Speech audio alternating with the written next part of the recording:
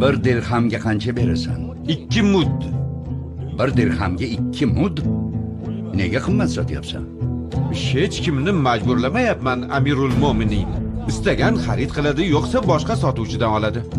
Boshqalar seni arzonroq sotganda bu narxga sotmasading, tijorating kasod bo'lardi.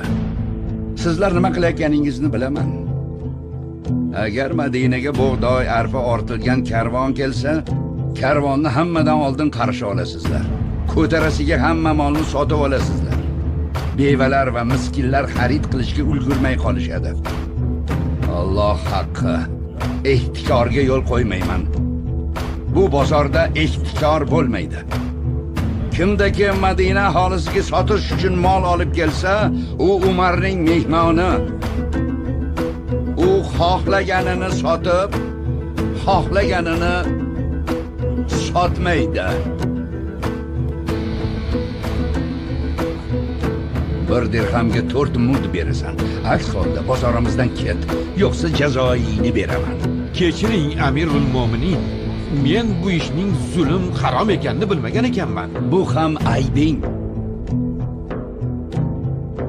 Ey bozor ahli, savdodagi halol va harom masalasini bilmagan odam bozorimizda savdo qilmasin. Savdoingizga zulm aralashmasin. Aks holda sudxo'rlik kabi botil yo'l bilan harom luqma yeb qo'yasiz, garchand buni istamasangiz ham.